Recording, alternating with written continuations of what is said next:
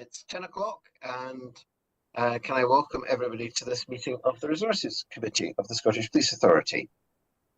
If I drop off, I'll ask Caroline Stewart will take over to chair the meeting until I'm reconnected. And I'd like to welcome colleagues from the SPA, Police Scotland, Scottish Government, HMICS, and I'd particularly like to welcome Colette, who's clerking this meeting in Deborah's absence. We have a number of attendees from Police Scotland at different stages in the meeting, so welcome to everybody who may come in and join us and leave at appropriate times. Now, there are no member apologies. Are there any other apologies, Colette? No other apologies, Chair. Thank you. Could I invite anybody to declare any interests or connections, particularly any new ones for items on the agenda? Take silence as none. And could I, in accordance with the reasons in the private papers and in accordance with section 22 of our standing orders, can I invite members to agree to take agenda items 6 to 9 in private? Nodding, thank you. And item 1.5, a decision taken since the last meeting of the committee to ensure there was no delay in progressing this important work. The committee considered this matter by correspondence and approved it. A contract award for business internet solutions. So that's for record. So moving on to section 2, first of all, the Resources Committee meeting on 13th of August 2024, can I invite members to approve the minute as an accurate record? Okay, thank you. So that takes us on to section 2.2, the Resources Committee action log and matters arising. Now, there are a couple, if we take these one by one, in discussion with members, we don't think that we want to close the first item on benefits reporting just yet, because we believe that we need really a briefing in public session to allow this to be properly dealt with and closed at an appropriate time. So we'd like to carry that one forward. Second one, financial monitoring and planning. That's being part of today's agenda, so we propose to close that one. The benefits validation, the narrative here says the expectation is that this will all be done by March 2025. So on that basis, since it's not yet complete, we'd like to carry that one forward as well. And the fourth item, the change portfolio, that's been updated. So happy to close that one. Okay, everybody happy with these actions? Okay, thank you. So that takes us on to item 4, benefits reporting. Sorry, I beg your pardon, I'm rushing far too far ahead. Item 3, the financial monitoring report. And welcome, Lynn Brown. Lynn, apologies for just sort of appearing to just jump over that item. Welcome to this meeting. Over to you. Thank you, Chair. Morning, everyone. So, just as usual, I was just going to focus on Appendix A to the report, which contains the dashboards and the detailed information. So page 3 of the report shows the revenue dashboard. This shows that our year-to-date position is 6.3 million under our budget, mainly due to underspending police staff costs, non-pay costs and some additional income. The full year position is in line with the funding we have available, and the report shows that we are expecting to receive an additional 1.9 million of grant and aid funding from Scottish Government for funded initiatives. So that's the kind of headline numbers in terms of the dashboard. Page 4 of the report, that does provide a bit of a breakdown in terms of the main variances which are included within that overall Q2 position, which, as I said, is in line with the funding available. So the forecast includes the additional expenditure for the revenue investment approved bids. We've obviously spoken about that in previous meetings. So the forecast contains just under £8 million for that. The tracker on page 8 of the report just provides a summary of the overall bids, what's in the Q2 forecast and what has actually been spent to date. And that shows that there's been minimal spend against that at the minute, but it's due to progress over the remainder of the financial year. We're also expecting some additional expenditure within supplies and services and third-party payments within the BAU area. So that's the kind of main overspends that are included within the forecast. That is offset by underspends in officer costs and staff costs, while we've been running below the budgeted assumptions. We have seen some additional income, which is really in relation to grants and events that were unknown at the time of budget setting, etc. So that's included in there as well. And there's been a sort of net reduction in other costs. So that's the sort of main breakdown in terms of what's included in that Q2 forecast. As I say, there's quite a lot of like movement in there. Overall, the forecast is very challenging. Although we're reporting that break-even position, there is the threats and opportunity tracker and summary that's included in the dashboard and at the end of the report. And sort of the two key main threats financially are obviously ongoing pay negotiations and legal settlements. So just around legal settlements, everything we know is in the forecast, but obviously that's an area in terms of timing, etc., that we just continually monitor throughout the year. So those are the kind of two main financial threats, and just taking them together. And then there's a few of the opportunities in terms of potential slippage, etc. So that was just to highlight that although there is a break-even position, that there is still a lot to happen over the remainder of the financial year. In terms of capital, the reform in capital dashboard is included at page 11 of the report. The year-to-date capital spend at the end of Q2 is just over 16 million, so approximately 24% of our forecast. Again, we've had various conversations about this in previous committees. In terms of the overall position, it is shown a break-even position, and that all slippage for the year has already been identified. There is a chart on page 11 that does show in terms of the sort of the phasing of that capital spend, so we can see that some of that has slipped to the right just because of some of those challenges we did face in the first part of the financial year. The RAG status for each area of capital is shown on page 13. It shows around 64% of our forecast is committed or spent, 22% is within the amber categories, and 14% is in the red categories. So again, that's been moving as we've moved through the various months of the first half of the financial year.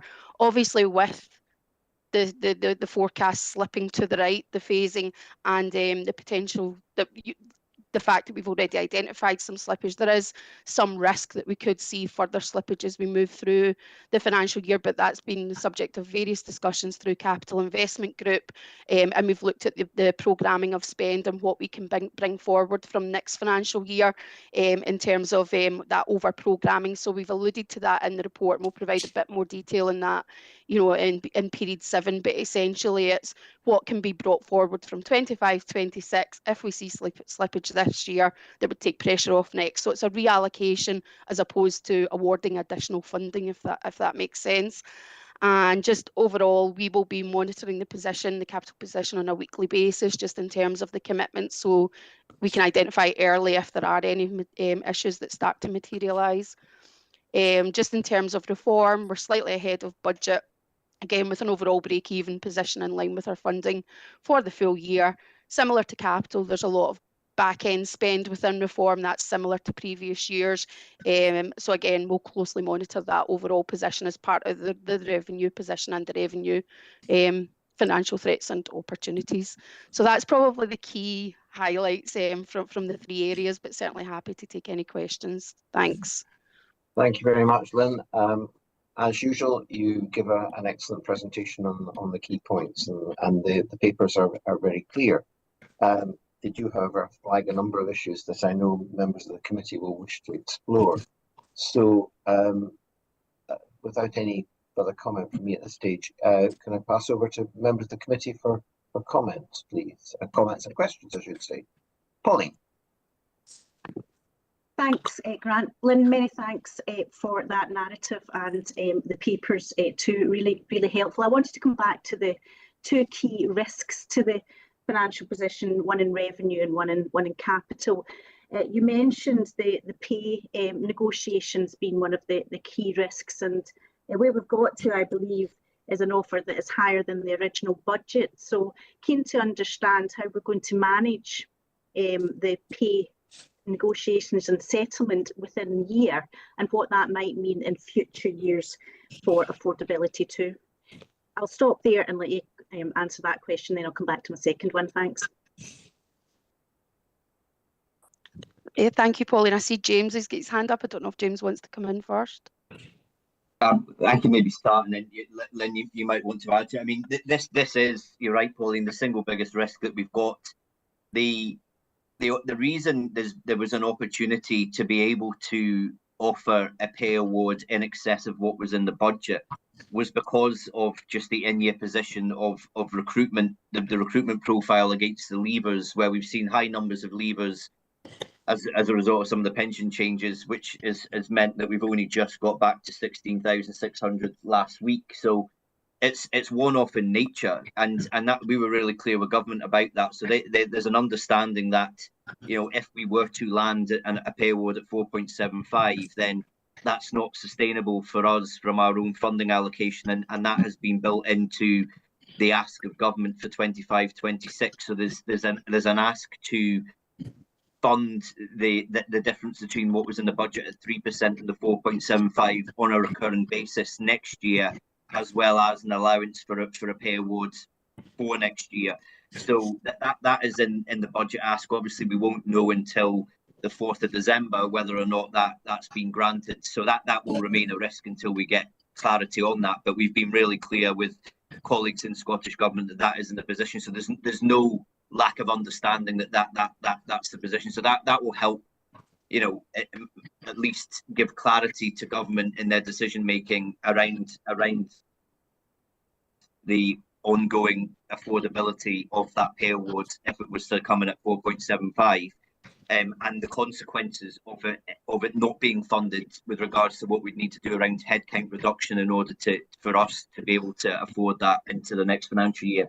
What it doesn't address, so any of that, is the current in-year position where we are still in kind of a limbo, if you like, in that we haven't got a deal yet for this year, and that's something that we're just going to have to manage and highlight that risk from now until the point of where a deal is reached, whether it be higher or be lower, depending on where, if we ended up in arbitration, what that might look like and what it would mean for the budget. But certainly we've been clear again with government that 4.75% is the absolute outer limit of what we could stretch to. So even, you know, where there had been talk of potentially looking for a bit more, then we can't on a risk basis stretch the budget any further, even for a small number of millions, because the budget in of itself is really challenging. And that maybe doesn't come across as strongly in this Q2 report, but certainly in future reports when a deal is landed, then that will be reflected in the narrative. Because like I say, we're in a kind of state of limbo at the moment where there is sufficient cash available within the budget at period 6 if required to land a deal, but no deal's been reached. So, you know, until we're there, we don't know exactly where we are. So we will just continue to flag the risk around that, and as I say, like, you know, finance at those conversations around pay. So nothing will be put forward for consideration without the financial implications and the risk associated with that being fully known by everybody. Thanks very much, James. My second question was in relation to capital. Obviously, it's graded as the highest risk to the financial forecast at the moment, particularly that risk of slippage. And I know the paper talks about other bids having been considered and approved. And Lynn, you mentioned that this was really a kind of a bringing forward of areas that were already planned for next year.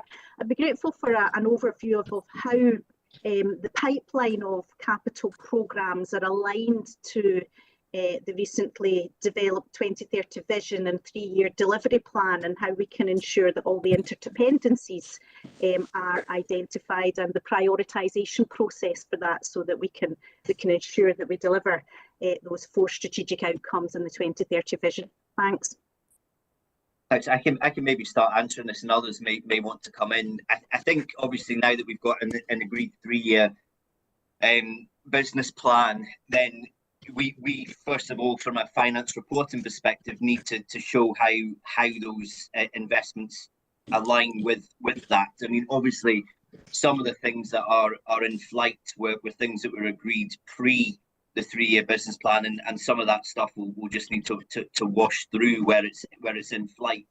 But there will be sessions this side of Christmas and early into the new year to look at investment prioritization, and making sure that the investment prioritization is in line with the 3-year business plan and the vision.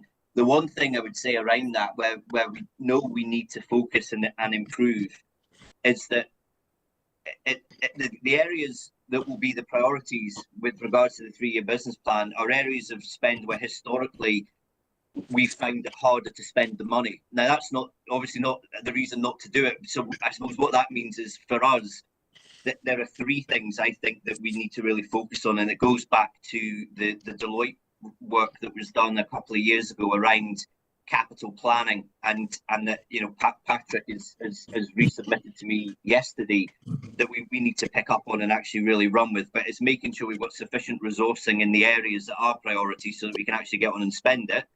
It's about trying to change a bit of the culture, I suppose, around getting out of this hamster wheel of 12-month capital budgets and start to look multi-year, and you'll have heard the Chief Constable and DCC Connors talk about that, and as well, around we need to break out of that 1-year cycle and actually start to plan multi-year, and that means we should be planning now, and that message has gone out, planning now for the year ahead. And then for me, the third strand to that is that we need to make sure that we've got multi-year procurement frameworks in place as well, so that we don't need to go and run that procurement cycle every year when we get our annual allocation. So I mean, I'm involved in conversations around that from an estates perspective about, you know, here's the master plan we want to deliver. It's a 10-year program of work. How do we now start to put the supply chain arrangements in place so that we can just go and get on with it rather than having to constantly go back to procurement? So I think they're the 3 key strands that we need to put in place in order to then facilitate us to spend in line with the priorities. But I'll pause there. I see DCC Connors has got a hand up. Yeah, thanks, James. If I could just come in as well, just so there's a real focus into business areas, particularly against the commitments in the 3-year plan. And as James says, some of the difficulties we have is that multi-year funding and that stop-start. So we're trying to get out of that cycle. But at the moment, it's the business areas knowing what their 3-year commitments. So, for example, some of the data belt items, some of the tech stuff, but equally some of the victim support will require training. We need to procure the training companies. So the business areas starting to bring forward what they think their capital bids are in order to be able to deliver against the business plan. That feeds into the finance process, it feeds into the resourcing process. So we start to get that pull through, Pauline. So it's not just sitting on the shoulders of finance, but it comes from the business areas. It's financially checked for resources. It also feeds into the prioritisation processes that we've got around the change portfolio, but around capital investment group and the revenue investment group that we've had that meet monthly. But I have weekly deep dives on this to say, where are we with spend? What are we bringing forwards? So I hope that gives reassurance that the business areas are intrinsically linked in this as well, because they own the responsibility for delivery. Finance colleagues check that we're able to finance it and resource it as well as part of that. Pauline, do you want to come back on any of that? No, that was really helpful. Thanks very much, both for your contributions. Thank you. My apologies, I'm not sure whose hand was up next. Caroline, might be you.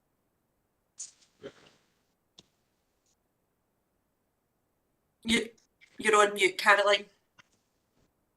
Thank you, and thanks, Chair, and thanks, Lynn, as always, for a very clear report. I'm going to quickly start off by saying on the capital things, I'm not going to rehearse, but go back over the last conversation. But I am just going to reflect that we've been having this discussion for the last 7.5 years I've been here about capital and the planning. And I think part of this is you need to be looking to see what are your institutional blockers to this happening. Because you're right, you do need to be building a pipeline, but we were talking about this, we've been talking about this for I don't know how long. And so I think the question has to be, why is that not happening? And in today's papers, I would have fully expected far more business cases, initial business cases to being approved coming through. And I think that's been the story of this financial year. There's been very few cases coming through. And so to build your pipeline, you absolutely need these cases coming through. So I think there's a bit of reflection needs to be done about why that's not happening. Why aren't you getting your pipeline? And why are things getting stuck somewhere? Because you know enough about the projects that you need to do to be able to build that and get some shovel-ready things so that things are slipping. Because, you know, real life is things slip.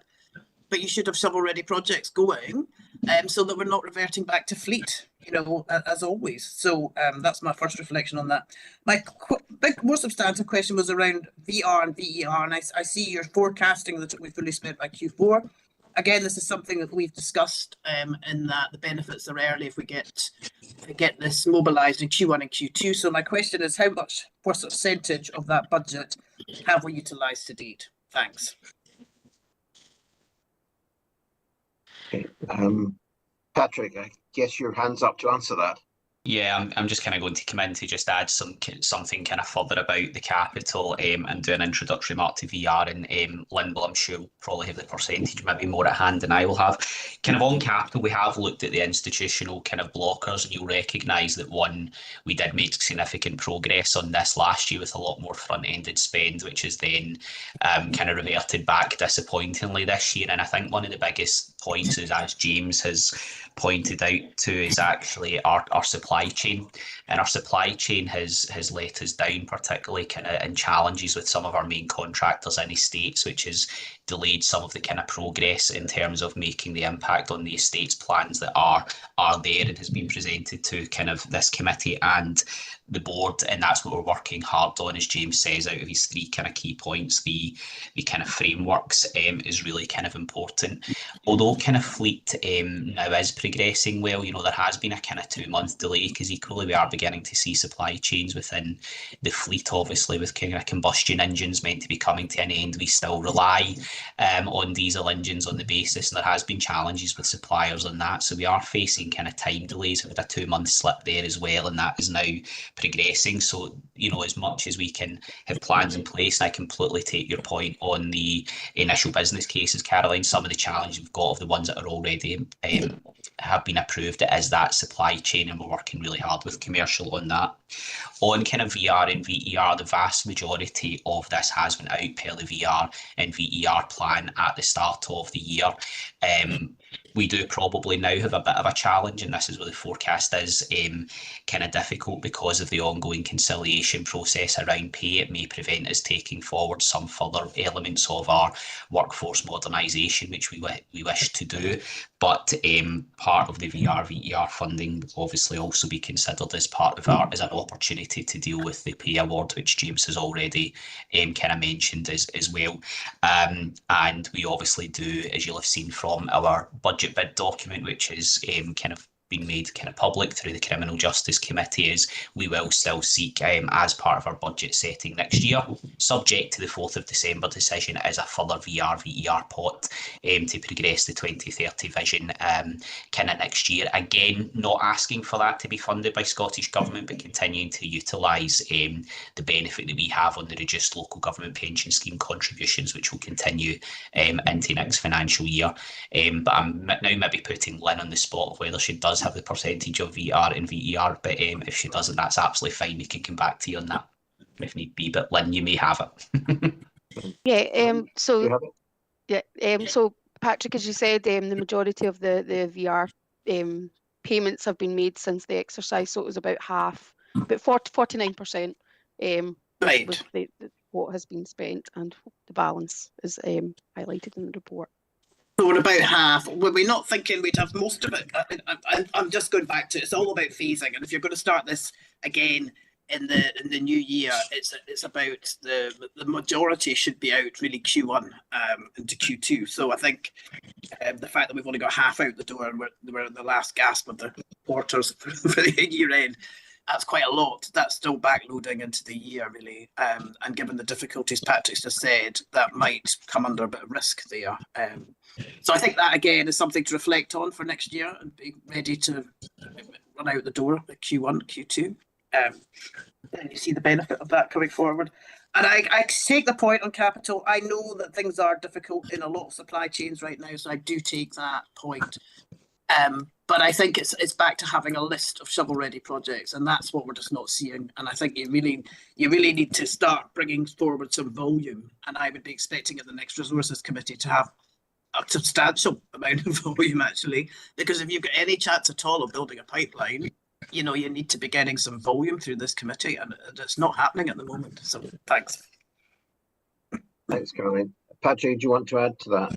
Just to come back on the VR and VER point, it's important to kind of recognise when we set the budget at the start, we thought we would have to deliver the savings through a number of exits, but through kind of the strategic workforce planning, we were actually able to achieve the savings that we required in this financial year through not continuing to recruit to vacancies that were then deemed not required to deliver kind of the 2030 vision. So I do take your point, Caroline. Probably what I did not explain at the outset is we achieved what we had to achieve this year through the VR, VER. Our hope would be that we would have achieved a bit more through our workforce modernisation, but that is obviously now will be kind of partially locked, we expect, through the kind of ongoing pay negotiations, which may limit our ability to do this. But as the DEP set out earlier, it's a key part of our 2030 vision is to try and progress that work as early as possible next year. And we have kind of pipelines of some of the key pilot areas that we want to do this lined up to hopefully discuss with our trade unions and staff associations at the start of the calendar year, so that we are then prepared kind of going into next one, and we will be considering the terms for our VR, VER package for next year at our upcoming CFB, which will then duly, I'm sure, come via this committee or people committee in due course. Thanks, Patrick. That's very reassuring. Thank you. But I think the capital point, you know, I think that's the bit that needs to work, really. It really, really does. Thank you. Okay. Thank you. Thanks, Caroline. Angela, I think you were next. Thank you, Chair. I think it might have been Alistair, but I'll take the opportunity. Oh, I'll take ladies first. Sorry, I didn't see where the hands. The current arrangements aren't quite so good as showing the order of we used to have on Teams, which showed immediately who came up in which order. So yeah, I appreciate that. But if you don't mind, Alistair, now that I'm here, I'll just please start. Do. It was to pick up again on a couple of things that were already been touched on, but a slightly different angle. It would be useful, and thanks, Lynn, for a very clear presentation there. I would be interested just in a wee bit more information on the work of the Revenue Investment Group, particularly in regard of scrutiny of the SROs within the organisation on the areas that are either predominantly under or over, and how does that work? Just looking for a bit of assurance there. And on the Capital Investment Group, again, I hear what colleagues are saying about the pipeline work and bringing forward areas that can substitute for work that's already been agreed. I did wonder about, again, the level of scrutiny of projects that are behind schedule, and what's the rigour, what's the process for actually looking at any remedial action? How does the group consider that? My particular query was on the subcontractors issue, Patrick, that you mentioned, and it is in the report, and supply chain issues. And I wondered, in relation to that, going back to my scrutiny question, is there sufficient rigour in the procurement process to make sure that the whole pipeline, the supply chain is in place to enable these capital programmes to be delivered on time and in budget? Thank you.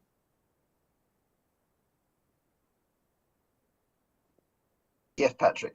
Yeah, I am content to kind of have a first go as my team kind of provide the secretariat for a number of these forums, but I know Deb Connors kind of may want to come in as kind of chair of these groups. So the Revenue Investment Group is a short Life working group effectively established to monitor the kind of revenue challenges and the additional investment to progress the 2030 vision.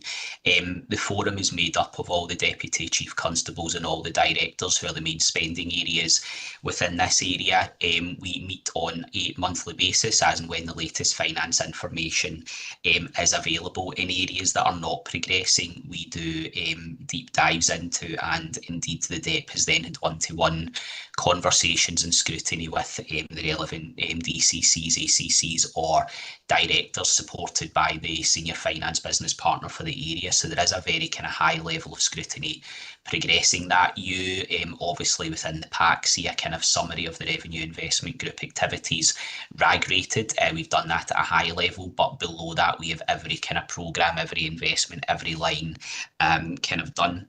What we've also not covered in this is some of the other kind of working groups that we've set up to really kind of pay close attention to scrutiny, such as the overtime management group. As this committee is aware, that was a group established last year because of the specific kind of challenges that we have had on overtime, and we have continued that into today. That is actually a meeting kind of this afternoon, and that still is about sharing best practice. It is about emphasising cost control and ensuring that we're delivering the kind of best value for it. And again, that group meets on a monthly basis to kind of monitor the overtime group, and we issue reports on a weekly basis to kind of two commanders to monitor that level. So that does come under a high level of scrutiny. Capital Investment Group formally meets on a quarterly basis to look at the capital and provide scrutiny to each of the SROs on that forum as well. But equally, because of the challenges which this whole committee has recognised, we have been meeting kind of monthly with Deb Connors, supported by Lynn and Gemma Woods, our capital business partner, again to look at each programme. This is what's developed the further 22 million of options to bring forward from future years to this year. And as I think the DEP had already maybe mentioned earlier in the call, she has done deep dives specifically, not just with the kind of directors responsible for these areas, but right down into the operational kind of managers to understand the kind of challenges on the ground. So these are kind of three really kind of intense scrutiny forums that we've got in, and in addition to that, Lynn and Gemma take the DEP through a deep dive on all finances every month, over and above the deep dive which James and I do each month as well accordingly on that. I'll maybe pause there, just to allow James and the DEP to come in, and then I'm happy to come back to the subcontractor issue if that's okay. Angela, thank you. Thanks, and you know, Patrick's given an overview of kind of the groups. The level of scrutiny means that as we look at some of the allocations, if they're starting to slip, then the money gets taken off the allocation. And we've had a number of business areas and different people have put in bids who have either, particularly through the revenue investment group, they haven't got job descriptions, they haven't got themselves ready with recruitment, and therefore they've lost that bid and it's been taken off and given to somebody else. Because what we need to make sure is everything that we're investing in, one, is a priority for the organisation, two, it meets the business plan and the future needs, and three, it's deliverable. You know, especially at this time of year, we can't do pie in the sky. So there's quite a lot of really pointed conversations going on through the revenue investment group, the capital investment groups, but also by the DEPs and their direct reports into being really clear. And if somebody is not going to be able to deliver, we simply take it off and reallocate it. And that's where that churn with the different bids that are sitting in the background starts to come through. So that there is a lot of scrutiny, I think, with the SROs in particular, because a number of the bids require resources. We need to check the technical specifications, the ability to recruit, and actually where that gets supported as well. So all of those processes are continually going on in the background and will continue to do so. What we're trying to do is run the two parallels, which is manage the budget we've got this year with that intense scrutiny, but not losing sight of, we want to be prepared for the budget as soon as we get it to start to allocate it so we're ready for April. We're not getting to April and then June, July, we're further down the line before we've even started. So we're not taking our eye off the future budget as well as managing this year's budget as well. Thank you. Thanks, Jane. James? Thanks, Chair. couple of points. The first one is it's not justification for why we've struggled with capital, but a bit of context, I suppose. I mean, just, we have been in an environment where we've seen our capital allocations increase year on year for the most part. So, if you went back 7 or 8 years, I think our capital grant was £16 million. And, it's gone up through the 20s, the 30s, the 40s, and so on. We delivered 60 last year. We're looking to deliver closer to 70 this year, and we've put in a bid to pass 80 next year, but ultimately spend over 100. So we have been playing a bit of catch up in putting the resources in place to spend. And I say that in the context of coming on to the question about supply chain.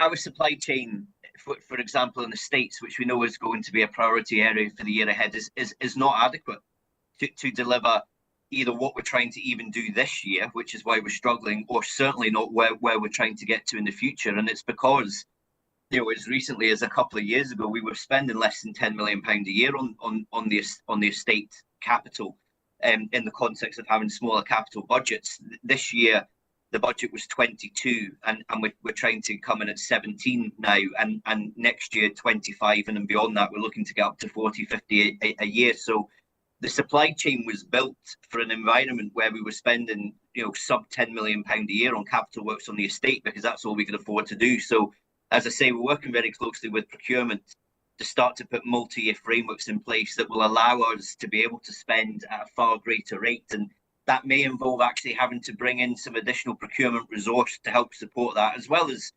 potentially legal resource for the number of transactions we're looking to do, and finance and change and so on. So acutely aware of the issue. And as I say, the story to me has been one of trying to keep up with the additional increases in capital that we've had, but we need to be far more on the front foot than we have been in the past. And I can give you that assurance that, working with procurement, that's what we're looking to put in place for the future. And organisationally, as I said, the resourcing model is something that's under active review, and that we will need to bring in more resources to drive this forward if we are going to have a bigger capital programme in the future than we've ever had before. Thanks, James. Thank you. Patrick, you were going to come back on another point. So I think James is answered it, Chair, but just to kind of add further in terms of, if you look at the history, as James says, over how we have grown our budget in areas which we've had to prioritise. For example, the fleet, we have hugely diversified our supply chain base. We have developed strong framework drawdown contracts, working with kind of the suppliers to do that, because that was an area of investment over the last kind of number of years as we kind of promoted the mobility of our officers to ensure that they were out kind of policing kind of the streets, and we've developed those frameworks. Similarly in kind of IT, and as James says, we'll turn our attention, but as many on this call recognise, the construction industry and the level of kind of work that we need to do over multiple sites makes it kind of challenging kind of market to still operate in, as well as ensuring kind of best value for money on the taxpayer and what is a competitive area with kind of daily kind of increasing costs. But that's all I would add, Chair. Thank you. Thanks, Patrick. Angela, is there anything you want to come back on that? No, well, thank you. Just one comment, though, that I absolutely, think that the controls sound really, really rigorous, but the importance of these kind of things doesn't just lie with procurement. The knowledge of the people within the service areas, the business areas, is really critical in feeding into procurement. So when we're looking at the skills divide and bringing more people in, I think we just need to be, really considerate about where that is. But also, given the growth in capital, if we just concentrate on that, making sure that the staff, again, have the necessary skills and capabilities to manage this, the financial consequences, but also the project as a whole, as a business as usual piece of work. So thank you, but that was useful. Thanks, Angela. Alistair. Yeah, thank you, Chair, and thank you very much for the report. And there is a lot of clarity in it, and the questioning to date has actually given me quite a lot of assurance around the grip and the agility that you have to manage, which I know is a very complex budget. I've got two specific questions. The first one I think is partially been answered, and it's in relation to overtime. And I think Patrick said that the overtime management group meets on a monthly basis, and there's real scrutiny before overtime is approved. I just wanted some assurance around that in terms of through overtime, are you ensuring that capacity is in the right areas in terms of the priorities and the operational demand within Police Scotland?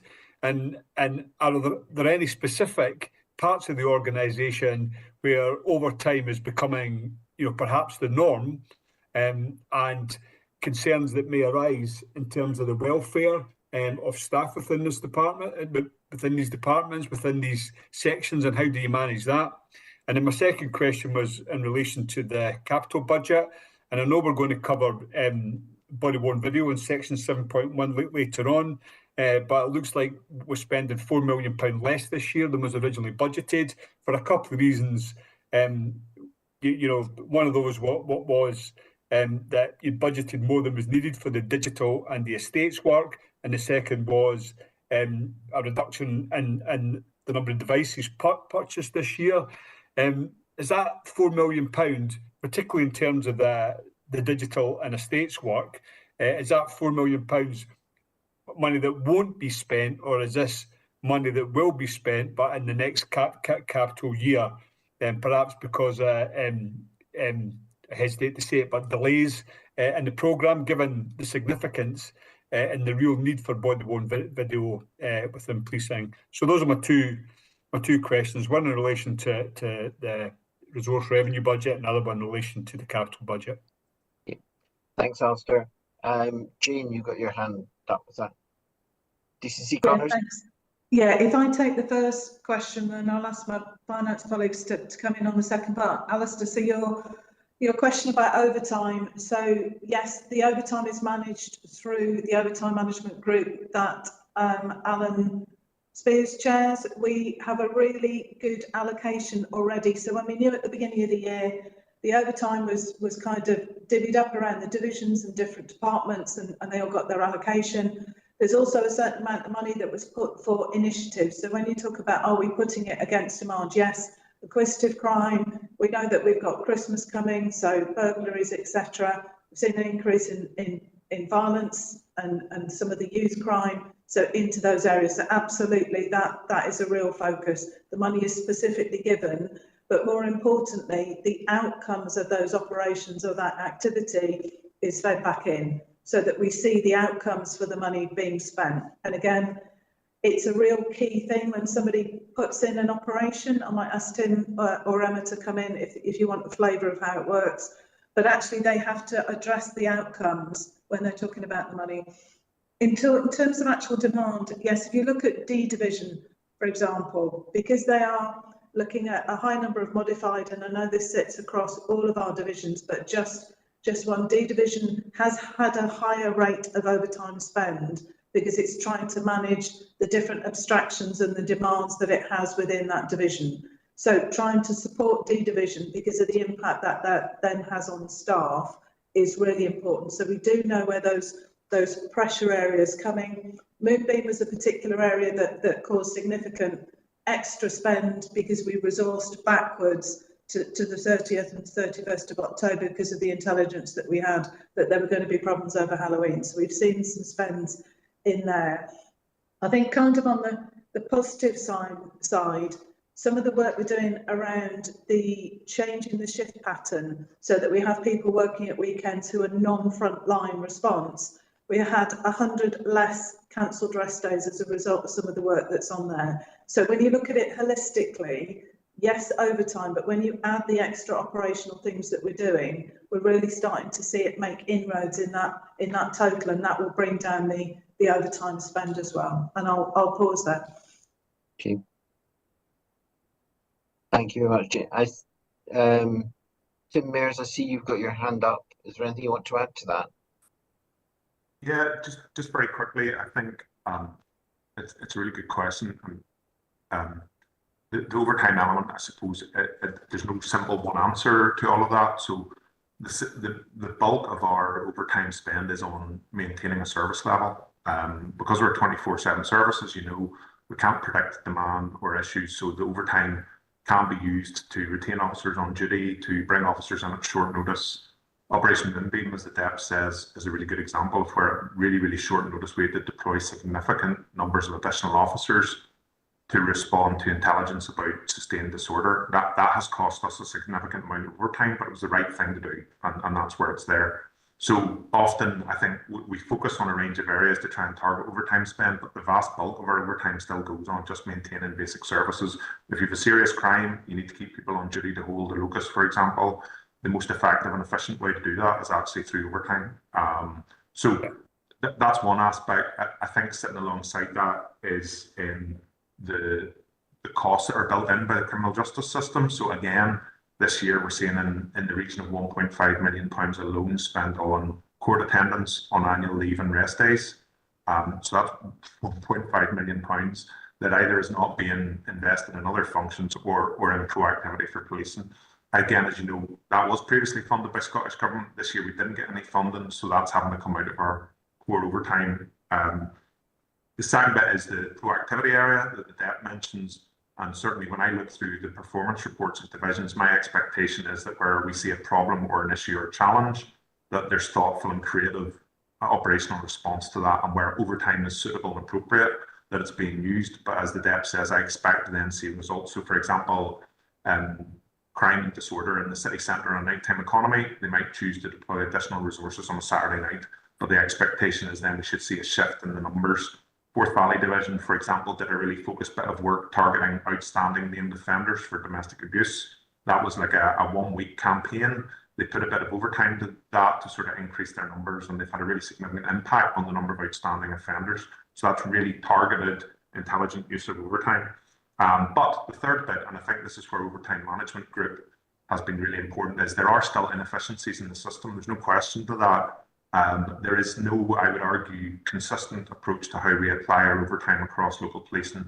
And that, in many ways, if there was, would be a miracle, because as we stand, we don't have a single operating model for local policing. So as the service delivery review progresses, as Overtime Management Group matures, we will be able to start to identify those areas where an inconsistent or inefficient spend of overtime is being applied, or is being used to patch over problems or issues within the model. That's going to take us a little bit of time, but I do think that that will start to deliver benefits over time. But I suppose the key bit for me is overtime is not, in the global scale, overtime is not inappropriate spend.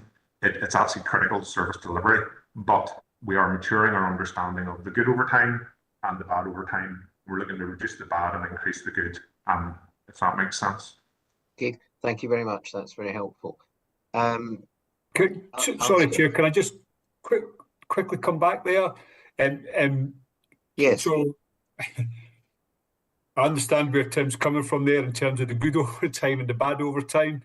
I think that's been explained really well. Absolute overtime is, and I understand that, an operational necessity, and it's budgeted for. I suppose where I was coming from, what was it was mentioned earlier that in terms of the budgeted number, 16,600, you've just come up to that number, and I was worrying that there was perhaps a deficiency in numbers within specific parts of the organisation, and overtime is being used to bridge those gaps, and was that then feeding through in terms of, one, the capacity to deliver those services, and two, putting perhaps an undue burden in terms of the staff that are, the police officers that are within those areas.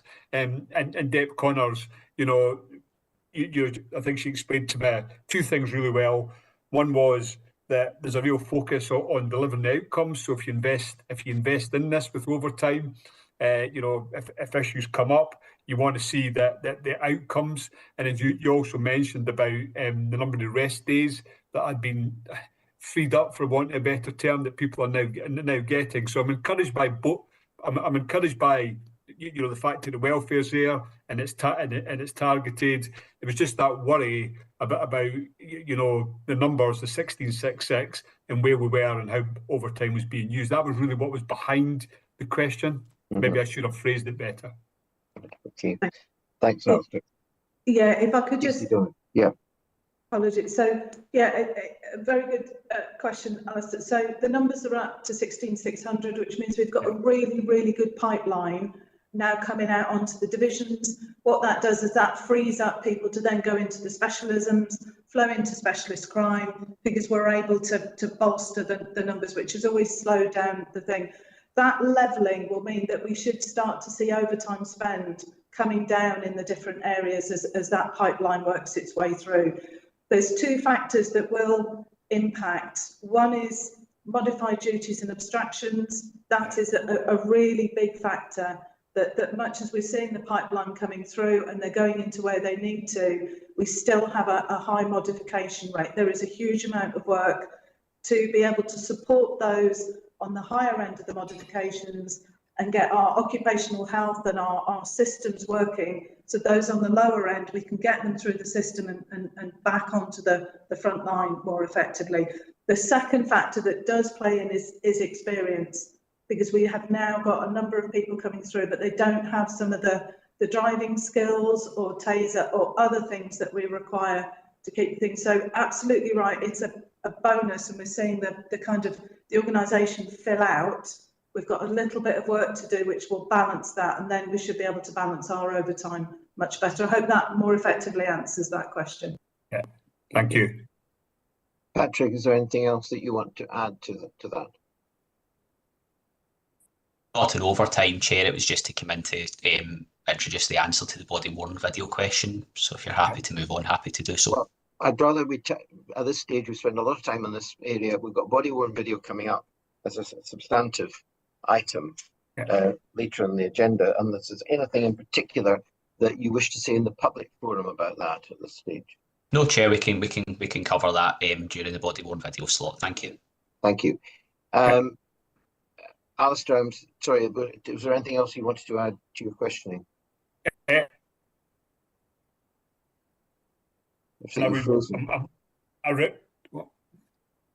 you hear me, Grant? Yes, no, yes. Sorry, happy with the question on overtime, and yes, I'd be happy to pick up on the question in terms of body-worn video later in the agenda. Thank you. I'm very conscious we spent quite a lot of time on this. It's clear from the level of questioning that there's a lot of concern by members of the committee as to a number of movements on the revenue front. And obviously some of these are going to be sorted out hopefully once we resolve the pay issue. But on capital, as Patrick himself mentioned a few minutes ago, last financial year we had an extremely good profile, having tried very hard to get to that, to spend much more in the first half of the year. So by the second half of the year, we'd actually completed most of the projects. When we came to the budget for the year we're currently in, the Resources Committee stressed the importance of hitting the ground running, so that by the time we got to April 2024, the actual contract should have been let and moving forward. I think we've lost a lot of ground this year, and I'm very concerned that halfway through November, with relatively little time before we start getting through the Christmas lull and Christmas break and picking up the ball in January, to actually deliver the capital programme in full by the end of the financial year, bearing in mind the supply challenges, to me is a big problem. And it's very frustrating because the committee has been on this particular case ever since the start of the financial year. And we keep being assured that things are being done, but we still seem to have an awful lot, like the 22 million reallocation, is all suggesting that we'll bring forward the programme from next year and various things, which are all very understandable. But I do wonder whether they're deliverable, given the supply difficulties that everybody is facing. I can understand the construction industry problem, but the way we're going, it looks as if the bulk of the spend is going to be back to the fleet, and we may end up with an absolutely first-class, up-to-date fleet, but we still have all the problems on the estate, the digital, and all the other major projects that were in the capital programme at the start of this year, where we were stressing the importance of hitting the ground running. Now, we are getting the assurances that will be picked up again from next financial year, but I am still flagging considerable concern about the ability to spend everything by the end of the financial year. And having asked for more money from the Scottish Government on capital, I think it's going to be very frustrating if we end up losing that money because we haven't been able to spend it. However, I look forward to receiving the report at our next meeting, which hopefully suggests that everything is heading in a more positive direction than we're getting at the moment. Patrick, is there anything you want to say briefly before we close this item? Yeah, just to provide a bit of kind of clarity as well. In terms of what we are kind of bringing forward from next year, yes, there will be elements of the fleet, particularly areas where we think there is risk to the supply chain of providing some diesel vehicles or public order characters. You know, that is what we're carriers. Sorry, that's what we're bringing forward. But also a large part that we're bringing forward is mitigating the financial pressure that could hit us next year around airwave replacement, which we did kind of agree at the outset. So your point I completely kind of take, but we are actually trying to mitigate pressure into next financial year by what we're bringing kind of forward as well, which we had highlighted that these pressures would come at the budget time. So just to offer that clarity now, but we will show this in the next report, Chair. Thank you. Right. Okay. Thanks, Patrick. So can we now move on to item 4, the benefits reporting? And could I just, before we go into that, just mention that I've been advised that some of the Police Scotland members officers, I should say, who are speaking on business cases have got time constraints. So we do have to actually get through this section 4 by 11:30. So we don't have an awful lot of time to deal with each of these 3 items. But if we can go on to 4.1, the Q2 transformation benefits tracker. Andrew, this is your report, but I think you can take it that we have studied the report. So unless there's anything you want to say in a minute or two, I'd really like to go on straight on to questions, if that's all right. Yeah, thanks, Chair. I was going to make two very small points. Firstly, just to comment, the work progressing well under the development of the value management approach, which you referenced in your opening comments around the actions. There is a paper associated with this, which was coming here. I don't think it made it to the committee, so I'll find out why and make sure it's here for the next committee. But that based updates on the work that's underway in that space to direct that realisation and associated org change, and that's been built in conjunction with the business and forms part of the Evolve work. So just to give you the assurance that that work is underway, and there was an update for you, so I'll get that over to you. Furthermore, just to comment on, as you say, the paper mostly is read. UCCP, there's a reduction there of £4 million, just to reassure members that's a shift to the right. That realisation still stands. It's just moving out slightly given the kind of delays with suppliers, etc. there. So just the way it's reported, it looks like a reduction, but it's actually just moving further to the right. Most reductions are actually in that space. It's about, the benefits being delayed, particularly in UCCP, where we're looking to cancel contracts and replace them with obviously cheaper ones. That's just going to take a wee bit longer, hence there's a slight delay there and a shift in the benefits. Other than that, Chair, I'll hand back to yourself. Right. Thanks, Andrew. That's very helpful. Over to questions then from committee members on this paper. Caroline. Thanks, Chair, and thanks, Andrew, for the paper. And I know that your new paper is under development. And I think what I am going to suggest, because I read your paper that was sent round as well, I think it would be very useful for everybody, including the committee, to have maybe a bit of a deeper dive into this benefits reporting in terms of what you're proposing to report to us. Because I also think it would be very useful for yourselves in terms of, because we also have the change paper later on, and I think we can have a better system that kind of dovetails us too. So I do think I'm going to encourage you to arrange a kind of workshop with us to go over what you're proposing and how you're proposing to do that, because we don't want to get to March when the action's due to close and it's still not going to meet the committee's needs, or indeed your own. And I think one of the big things I'd reflect on is that 3-year reporting view is absolutely useless for us, because some of these projects by their nature are longer term, and taking a 3-year snapshot on when the benefits are, things slide right, it really doesn't help us at all in terms of seeing an overall project. And I think what I'm going to encourage you to do is to start classifying things by business outcome. So, for instance, we could take an outcome would be trying to keep officers out looking after members of the public, solving crimes, etc., more often than being in the office, filling in about 20 different computer screens, which used to take up an awful lot of time. And that's a project we had called mobility. And in order to do that, we had a number of projects, which would have been mobility, cause, etc., etc. And then you can see, have we actually achieved the outcome that we set, which was the business problem, which was too much time was being wasted re-entering all this information on systems. And I think if you did it like that, then we'd have a much clearer line of sight to your business plan and what you're trying to achieve in terms of this kind of reporting. So that would be my first point. In terms of UCCP, it's not really, I just want to understand what is going on there actually. And the other one I want to understand is where we are with NICS, because I know you said that that project had been delayed. And I'm just wondering where we are with that, because I see in the paper later on that both of these projects are requiring more money. And if they're requiring more money and they're shifting to the right, when is that? And is that going to come to the Resources Committee for oversight of that and approval? Thank you. Okay, thank you. Thanks, Caroline. Chair, just to come back on a couple of those points. So firstly, can welcome the opportunity to have a kind of development day session. This is part of our planning for the portfolio for next year, so we're going to reach out for that anyway. But I'll make sure we get that in sooner rather than later. As you say, we can pick up the joined up approach to this. Having that outcomes focus is what we're reorganising the portfolio around, linked to the TOM, the vision, the business plan, and the goals. So it very much starts to join all that up into a much more simplified and probably easier to tell story, and fundamentally shows the impact that we're making to the organisation. That'll then pick up the 3-year profiling as well. So all of these things are all starting to point in the same direction. So I appreciate that. National Elects is on the agenda later on for verbal updates. So maybe suggest we can maybe wait till then to come back on that.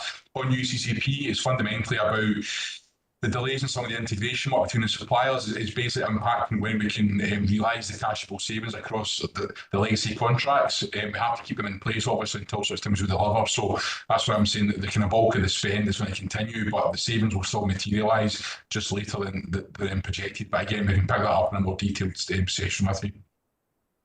Okay, thanks, Andrew. When are you estimating going live on UCCP then?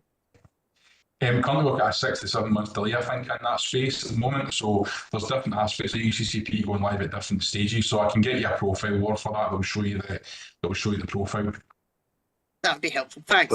Yeah. Thanks for that. And I would encourage the workshop sooner rather than later, because you don't want to be disappearing down rabbit holes that aren't going to get you anywhere. So if we do that, do it sooner rather than later. Thanks. Thank you, Caroline. And I think actually we should be trying to aim for have a workshop very early in 2025, and hopefully that can be, the Secretariat can organise a suitable date at a very early point in time, because I know diaries get filled up very quickly.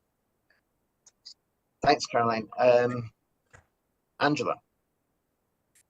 Thank you, Chair. Just to add, I would absolutely agree with Caroline that a workshop on this would be really useful.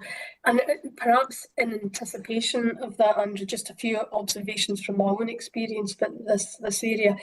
Again, it's really important that those in charge of the business understand that it's their responsibility to drive through those efficiencies, because as we all know, work will expand to fill the time available.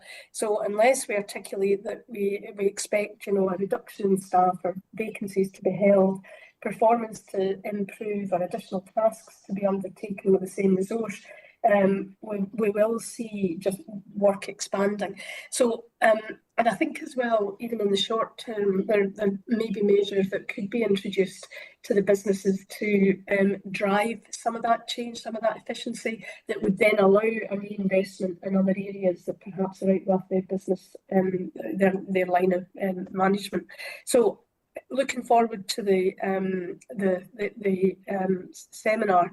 But maybe just a focus on the understanding, or how we're going to promote an understanding amongst those that are actually managing the service, that it's their responsibility to really drive these efficiencies and harness them. Thank you. Okay. Thanks, Angela. That's very helpful. Comments from anybody else? Okay, thank you. Andrew, I think the key, sorry, Alistair, beg your pardon. Just saw your hand go up. Yeah, sorry, Chair, a little bit slow there. My question really is around a lot of cashable savings being highlighted through all the projects within the programmes of work that are going on, a lot of non-cashable savings in terms of effectiveness and efficiency being highlighted. How does Police Scotland capture this in terms of, well, you know, we've saved £11.5 million through all these projects, cashable. How did it capture this and use it then, you know, to deliver against the priorities of Police Scotland? You know, I'm thinking particularly redirecting the savings, the cashable savings towards Vision 2030 and the initial 3-year business plan that you've got in place, you know, to start working towards this. So it's okay making these savings, it's okay making these efficiencies, but how are they captured and how do we ensure that they're being utilised towards the stated intentions of Police Scotland? Thanks, Alistair. So fundamentally, we work hand in hand with finance. So finance are embedded within our space, you know, supporting and obviously owning aspects of this as well. So we, part of our benefits realisation and kind of end project report, etc., make sure that these finances are, that these cash flow savings are also realised and materialised. You know, that then essentially is managed as part of that ongoing budget management process. You do point out where there's non-cashable savings that could lead to cash flow savings in terms of efficiency, if you like.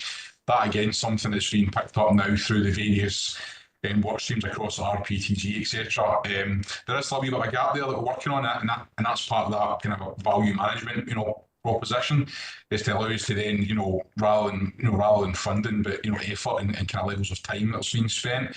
But certainly, you know, if I look at even just small area like digital, for example, if we are reducing the value or sorry, the spend, I should say, on certain contracts, well, that then materialises through and in the budget side, which then obviously goes into the pot of money, which is then allocated out as we would normally in regards to how, you know, how we make use of capacity. So I would say it's you can get a bit of paper between finance and change on this stuff, and again, Patrick may or may not want to, you know, wish to comment, but yeah, that's essentially how it's done. And again, if for some reason those benefits don't realise, they're either caught as part of the realisation process or they're caught as part of the finance process, and we have regularly had to reach in and make sure we can identify those savings, because you can imagine in the size of budget we've got, sometimes it could be easily a loss, but there is almost a one-to-one marking when it comes to this, you know, these things. Okay, thank you. Andrew, sorry, Patrick, you got your hand up.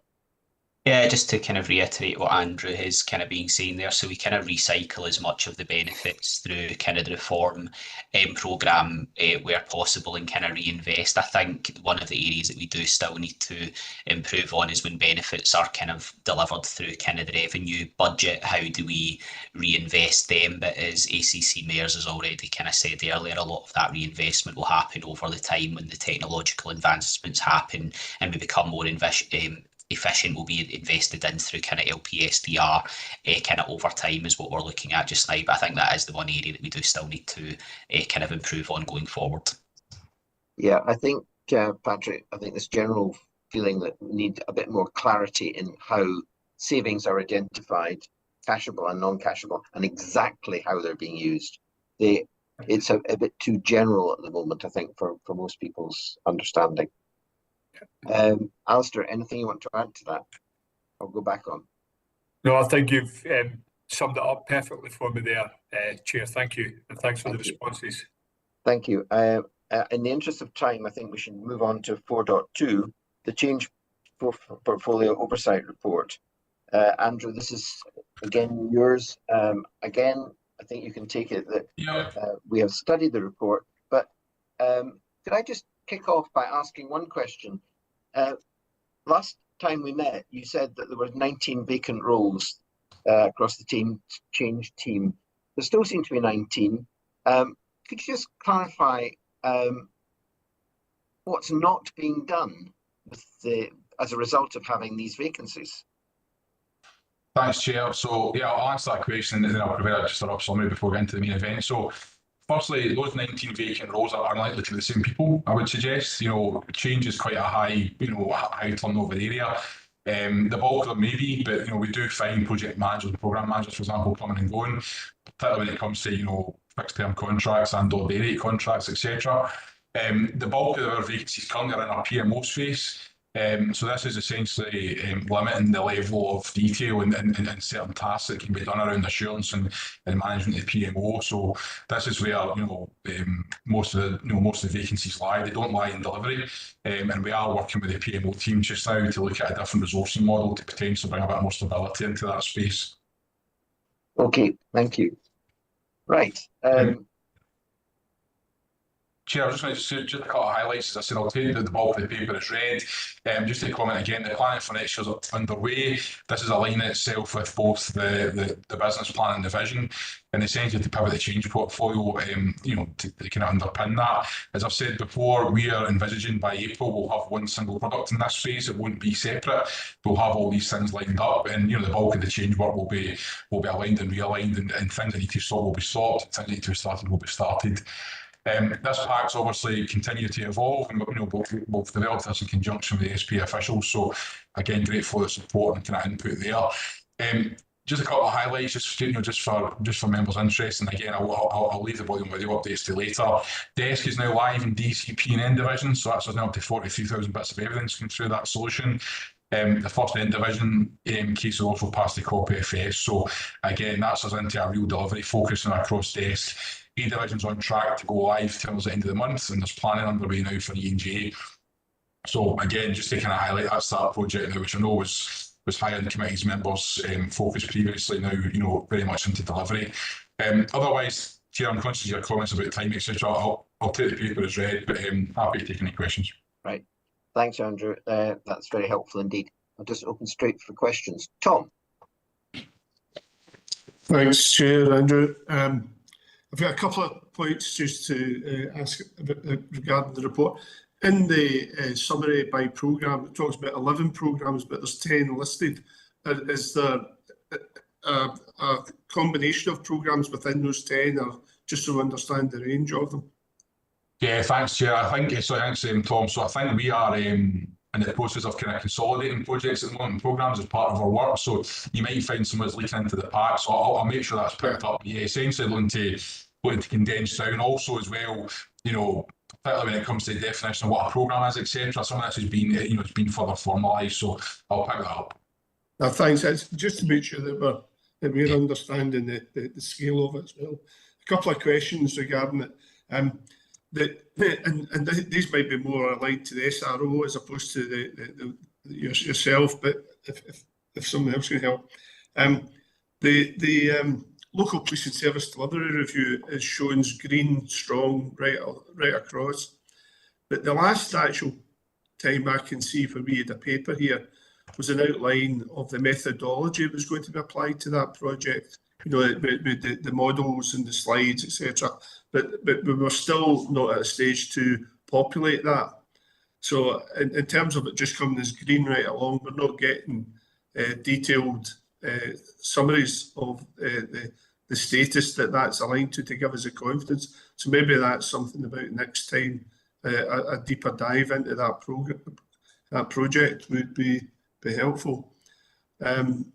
The other one was around, and I know we're talking about it later on, but the National Integrated Communication Control System, and the sort of delay in it in the area control room.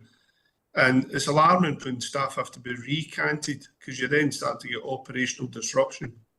So it's some assurance around the confidence in the delivery by the supplier in terms of that project. So those are the areas that I wanted to raise, please. Thanks. Thanks, Tom. So, sorry, Andrew. It's all right. Apologies cutting across you, Andrew. If I could come in on LPSDR. So, yeah, as we know, it sits as a kind of programme slightly outside the SROs on it, actually. Tim's here, working very closely with Andrew's team and the project manager now supports some of it. More than happy to bring something to the next meeting the LPSDR programme now has its model, and we're looking to start implementation. In fact, it's coming to SLB at the end of this week on Friday. So we are in a really good place to be able to bring something to the next meeting if you'd like that, and it would be beneficial. Thanks, Jane. That seems a very welcome offer. Thanks, Chair. I mean, just to finish on that, so from a financial perspective, Tom, I think we'll pick up your questions, that's okay, and the update to that, because it'll be part of the same conversation. Okay. Tom, anything else from you? No. Okay, thank you. Caroline. Thanks, Chair, and thanks, Andrew, for this report. It's a great sort of first stab to have something in the change space. I think it comes back to my questions on the previous paper, and it's that sort of joined upness of these. And to me, and this might be wrong, but this reads far more about a project delivery type list. So the project's approved and is in delivery. Does that mean as in when body-worn video is sort of landed, that's it? What I'm talking about here, this should encapsulate the change piece. And actually, so there's two sections. One is you mobilise a project and you deliver it. That project could be NICS, it could be UCCP. The second part of the project is you do the change. So my question really is this just encapsulating when the project is delivered, the first piece, or is it actually encapsulating when the change is done? And how are we tracking that through? Because this is the key point about when you get investment for projects and you're trying to do things in your business plan, it's really tracking that through to that change has happened, and then actually saying, you know, when we started this mobility project, for instance, the key outcome was they wanted officers to be 20% more productive, and of that 20%, we've delivered that, and we've been able to give them the rest breaks, and we're able to investigate 10% more crime than we were able to do before. And these are the kind of outcome focus, because we've done the change that's enabled that. So do you understand what I mean? So I think there's a much more clear linkage between the benefits piece, which is about project management, and that's key, because project management is really key to get things delivered when we say they're going to be delivered at the cost that we said we were going to charge for it. But the second piece is, have we actually done the organisational training? Have we actually done the organisational change to actually enable us to get the benefits out that were clearly articulated in the business case? Now, I don't know if I'm being clear there, but that for me is where I would like to see this report. And I think you could probably produce a merged report of the two, just one being earlier in phase one and the second one being phase two, which is the change piece. And I don't know whether that makes sense, but please come back to me if I'm not making sense. Thanks. Thanks, Caroline. No, 100%. Just to reassure you, that's the direction of travel with the completion, for example, of the organisational TOM, with the vision, with the business plan. We've now got, you know, what classes almost North Star products that we can link the change programmes to. I think the kind of culture around this has obviously matured and changed as well. You know, we're now looking to articulate not only successful delivery, as you say, but the story of the transformation of the organisation from where it is to where it needs to be over the next 3 years, and, you know, obviously beyond. So that's fully understood, and that's certainly the direction of travel we're taking things. I just think that to date, we never really had some of those anchor products. The change programmes themselves were still, you know, still formal and still there and still delivering. But the ability to kind of tell that story was a wee bit limited, because it was much more, maybe because of the nature of the organisation at the time, you know, much more about almost start up and getting the organisation the capability it needed. We're now speaking much more about how we're going to make use of that, and also the impact of that on internal and external, you know, stakeholders. So yeah, 100% on board, and again, hopefully you'll see that coming out in the sessions we have with you. Great. Okay, thanks, Andrew. Thank you. Alistair, I think you were going to ask some questions in here.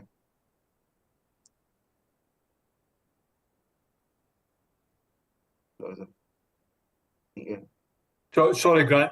To be honest, I think the questions that I was going to ask have been picked up in the earlier questions, and some of the answers that we've received around that.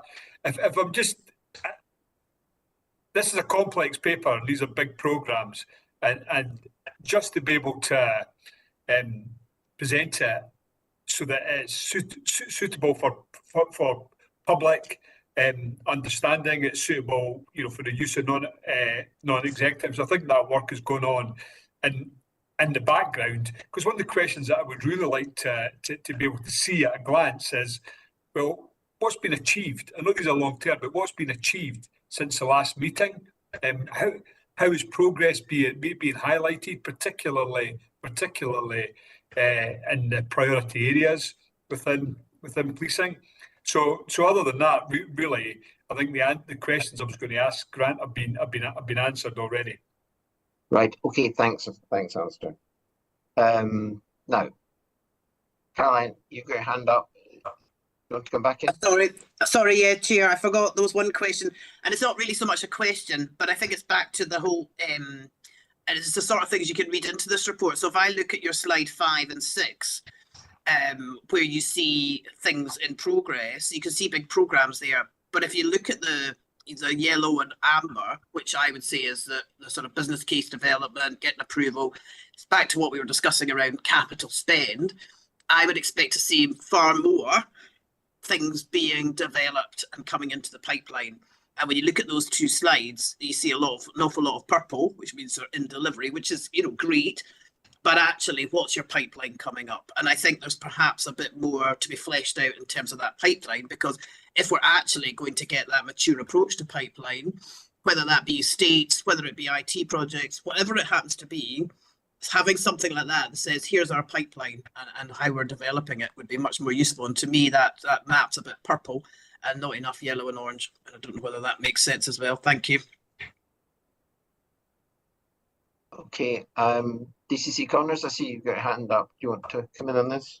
Yeah, I think maybe round it off a little bit, Chair. Appreciate time. Really understand Caroline and Alistair's and others' comments. I think we're trying to present a significant amount of data and information, and clearly we're not telling the story in the end-to-end way that you see. And I totally like your point around having it all intrinsically linked so we get the outcomes. Obviously, we have a lot of the officials that sit on Change Board, so more than happy to work with them because they're intrinsically involved in the detail and how we structure everything. And I think it comes back to putting the date in the diary for January. We can really thrash this out. So we bring products that provide the information. That'd be great. Thank you. Yeah, thanks very much, DCC Connors. I think January will be a good time to actually have this, so we can actually move this forward in a way that we can all have greater clarity and we know what we're trying to achieve and what is being achieved. Alistair. Yeah, just for clarity, that end-to-end, as DCC Connors has described it, is really where I was going to be coming from, and I think you've picked that up. It's just that you've delivered all these benefits, and how does this then translate into operational policy and operational practice, real change on the ground in the organisation? So that end-to-end, that is really, what I would like to see coming through from the previous report and this report. If that all comes through, then I'd really appreciate it. Okay, thank you very much. I think the conclusion from all that is that we will all benefit from a workshop / seminar in January that allows us to delve into this and really understand what we're all trying to achieve and how best to get there. Okay, thank you, Andrew, for that report, and we look forward to having this event in January as soon as that can be organised. Thank you. Moving on to section 5, financial regulations review. John McNellis, your paper, and I think what you said in it is very clear, but would you like to introduce it very briefly? Thank you, Chair. Just conscious of time, so I'll just say that this is a light touch annual review, just as part of our annual corporate governance framework. So we're suggesting some pretty minor changes, 5 different changes summarised in the report, and those have been consulted with Police Scotland colleagues. Happy to just leave it there for questions. Thank you very much, John. Any questions for anybody? No.